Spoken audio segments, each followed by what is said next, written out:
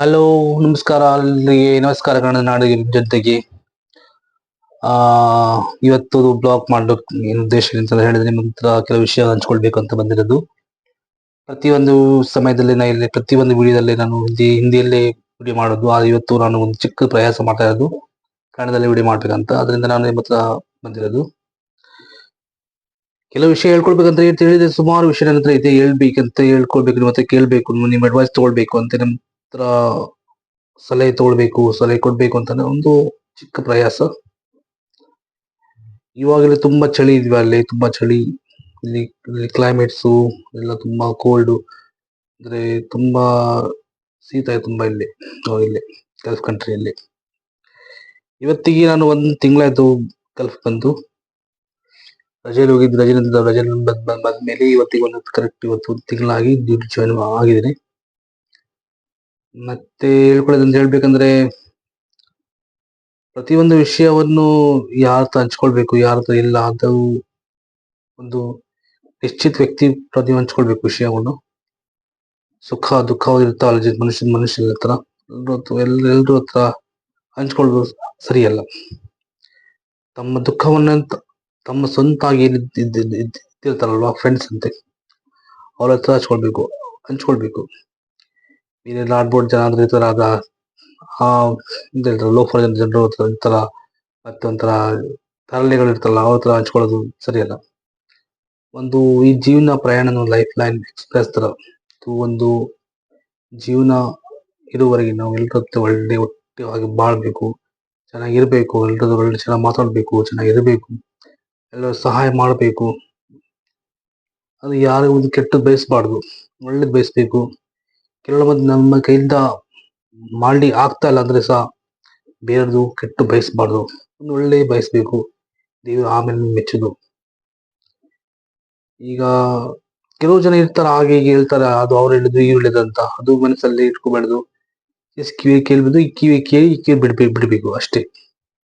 ಅವ್ನು ಹಾಗೆ ಹೇಳ್ದ, ಅವನಿಗೆ ಕೇಳ್ದಂತ ಅದು ಮನಸ್ಸು ಇಟ್ಕೊಂಡು ಕೊರಗೋದು ಅದು ಸರಿಯಲ್ಲ. ಜೀವನದ ಹುಟ್ಟಿದ ಮೇಲೆ ಒಂದು ಕೆಲವು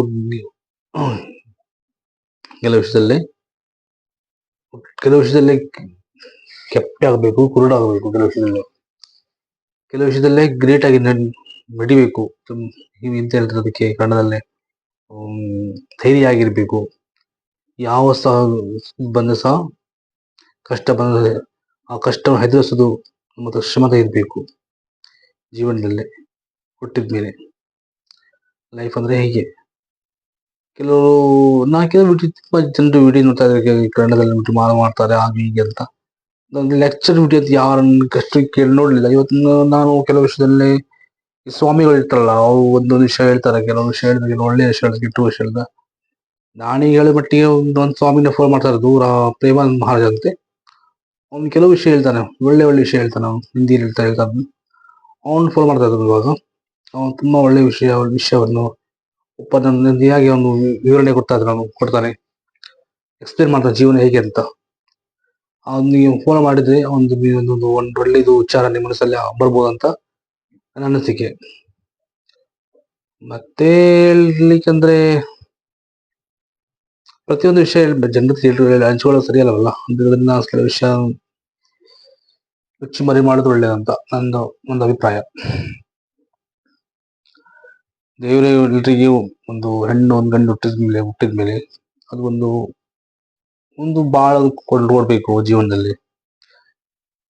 ಅಂದ್ರೆ ಏನಿಲ್ಲ, ಅದಕ್ಕೆ ಒಂದು ಯಾವ ಸಮಸ್ಯೆ ಬಂದ್ರೆ ಸಹ ಮನುಷ್ಯತ್ವ ಎದುರಿಸೋದು ಅಷ್ಟು ಸಹನ ಶಕ್ತಿ ಮಾತ್ರ ಇರಬೇಕು. ಮತ್ತೆ ಹೇಳ್ಕೊಳ್ಳೋದಂದ್ರೆ ಮುಂಚೆ ಕಾಲದಲ್ಲಿ ಒಂದು ಜನ ಒಳ್ಳೆಯವರಿದ್ರು. ಜನರಿಗೆ ಒಂದು ದೇವರು ನೆಂಟು ಒಂದು ಭಯ ಭಕ್ತಿ ಅವ್ರ ಮನಸ್ಸಲ್ಲಿತ್ತು. ಈ ಕಾಲದ ಮೊಬೈಲ್ ಬಂದ ನಂತರ ಎಲ್ಲ ಪ್ರಾಕ್ಟಿಕಲ್ ಯಾವ ಜನರಿಗೆ ಯಾವ ದೇವರು ಯಾವ ದಿಂಡರು ಹೇಳ್ತಾರೆ. ಆದ್ರೆ ಎಲ್ಲ ದೇವರು ಇದ್ದಾನೆ ಪ್ರತ್ಯಕ್ಷ ಕಣ್ಣಿಗೆ ಕಾಣಲ್ಲ, ಆದ್ರೆ ದೇವ್ರ ಮನಸ್ಸಲ್ಲಿ ಇದ್ದಾನೆ. ಫಾರ್ ಎಕ್ಸಾಂಪಲ್ ನೋಡಿ, ನಮ್ಮ ಕೈಯಿಂದ ಒಂದು ಚಿಕ್ಕ ವಸ್ತುಗಳನ್ನು ನಾವು ಕ್ರಿಯೇಟ್ ಮಾಡ್ಲಿಕ್ಕೆ ಆಗಲ್ಲ. ಜೀವಿತ ವಸ್ತುವನ್ನು ಮಾಡ್ಲಿಕ್ಕೆ ನಮ್ಮ ಕೈ ಸಾಧ್ಯನೇ ಇಲ್ಲ. ಅಲ್ಲಿ ನೋಡಿ ದೇವ್ರು ಹೇಗೆ ಮಾಡಿದ್ರೆ ನಮ್ಮ ಬಾಡಿ ಸ್ಟ್ರಕ್ಚರ್ ನೋಡಿ, ನಮ್ಮ ಪ್ರತಿಯೊಂದು ಬಾಡಿ ಇರೋ ಒಂದೊಂದು ಪಾರ್ಟ್ಸ್ಗಳು ಎಷ್ಟು ಮಹತ್ವಪೂರ್ಣ ಇದಾವೆ ಅಂತ ನೋಡಿ. ನೀವು ನೋಡಿ ನೋಡಿ, ಕೈ, ಬೆರಳು, ಕಣ್ಣು, ಕಿವಿ, ತಲೆ, ಕೂದಲು, ಹೊಟ್ಟೆ, ಈ ಎಲ್ಲ ಒಂದು ಕ್ರಿಯೇಷನ್ ಮಾಡಿದ್ದು ನೋಡಿ. ಅಷ್ಟು ಸುಲಭವಾಗಿ ಯಾರು ಮಾಡ್ಲಿಕ್ಕೆ ಆಗಲ್ಲ. ಆ ನಿರ್ಮಿತ ಮಾಡೋದು ದೇವರೇ ಮಾಡೋದು. ಆ ದೇವ್ರು ಅದ್ರ ನಮ್ಮ ಬಾಡಿ ನೋಡಿಕೊಂಡು ಅನ್ಕೊಳ್ಬೇಕು, ಅಲ್ಲಿ ದೇವ್ರು ಇದ್ದಾನೆ, ಪ್ರಪಂಚದಲ್ಲಿ ದೇವ್ರು ಇದ್ದಾನೆ ಅಂತ ಹೇಳ್ಕೊಳ್ಬೇಕು. ನಾವು ಹೇಳ್ತೇವೆ ಇಲ್ಲಪ್ಪ, ಯಾವ ದೇವ್ರು ಯಾವ ಜನರು ಇಲ್ಲ ಇದ್ದಾನೆ. ಒಂದು ಗ್ರೇಟ್ ಒಂದು ಸ್ಪಿರಿಟ್ ಅಂತ ಹೇಳ್ತಾರೆ, ಅದು ಇದ್ದೇ ಇರುತ್ತೆ. ಅಂದ್ರೆ ಇವೆಲ್ಲ ಹೇಳ್ತಾರೆ, ಅದು ಪಿಕ್ಚರ್ಸ್ ಅಂದ್ರೆ ಈ ದೇವ್ರ ಫೋಟೋ, ಆ ದೇವ್ರು ಆಗಿದ್ದಾನೆ, ಇದ್ದಾನೆ ಅಂತ ಅದು ಎಲ್ಲ ಹೇಳ್ಕೊಳ್ಳೋದು ತಪ್ಪದು. ದೇವ್ರ ಒಂದು only one God is there. ಯಾರಿಗೆ ನಂಬಿ, ಒಂದು ದೇವರಿಗೆ ನಂಬಿ. ಯಾವ ಸಹ ನಿಮ್ಗೆ ಯಾವ ದೇವ್ರು ಇದ್ದಾರೆ, ನಿಮ್ಮ ಮನಸ್ಸಲ್ಲಿ ಯಾವ ದೇವ್ರು, ಅದೇ ಒಂದೇ ದೇವರಿಗೆ ನಿಮ್ ಸ್ಫೂರ್ತಿ ಮಾಡಿ ಅದ ನಂಬಿ, ಅದಕ್ಕೆ ಎಲ್ಲ ಫೀಲಿಂಗ್ಸ್ ಹಂಚ್ಕೊಳ್ಳಿ. ದೇವರು ಖಂಡಿತ ನೀವೆಲ್ಲ ಆಸೆ ನೆರವೇರಿಸ್ತದೆ. ಮತ್ತೆ ನೋಡಿ, ಒಂಥರ ಟ್ರೈ ಮಾಡಿ ನೋಡಿ, ಪ್ರತಿಯೊಂದಿನ ಕೆಲವು ದಿನ ಮಾಡ್ಕೊಂಡು ನೋಡಿ. ಅದು ನಿಮ್ಗೆ ದೇವರು ಅಂದ್ಮೇಲೆ ಎಲ್ಲರ ಮನಸ್ಸಲ್ಲಿ ಇರ್ತಾನೆ ದೇವರು. ಅಂದ್ರೆ ನಾವು ನಮ್ ಥಾಟ್ಸ್, ನಮ್ದು ಯೋಚನೆ ಮಾಡೋದು ಕೆಪಾಸಿಟಿ, ಒಂಥರ ಇದು ನಮ್ದು ಮೈಂಡ್ ಸೆಟ್. ದೇವ್ರ ಇದಾನ ಇಲ್ಲ ಅಂತ ನನ್ನ ಪ್ರಕಾರ ದೇವರು ಖಂಡಿತ ಇದ್ದಾನೆ ಪ್ರಪಂಚದಲ್ಲಿ. ಇಲ್ಲದೆ ಹೋದ್ರೆ ಈ ಪ್ರಪಂಚ ನಡೀತಾ ಇರಲಿಲ್ಲ. ಯಾಕೆಂದ್ರೆ ನೋಡಿ, ಪ್ರಪಂಚದಲ್ಲಿ ಏನ್ ಮಾಡಿದ್ರೆ ಮನುಷ್ಯನ ಒಂಥರ ಒಂದು ಜೀವನ ಅಂದ್ಮೇಲೆ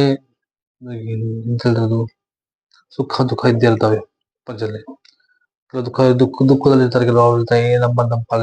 ನಮ್ಮ ಪಾಲಿಗೆ ದುಃಖದ ಬಂದಿದೆ, ನಮ್ಗೆ ಯಾವ ದೇವ್ರು ಬೇಡ, ನಮ್ ತಿಂದ ಬೇಡ, ನಾವು ದುಡ್ಕೊಂಡು ತಿನ್ನೋದು ಅಂತ ಅವ್ರು ಹೇಳ್ತಾರೆ. ಆಯ್ತು, ಅಲ್ಲಿ ದುಡ್ಕೊಂಡು ತಿನ್ನೋದು ಎಲ್ರು ಇದ್ದೇ ಇರತ್ತಲ್ವಾ.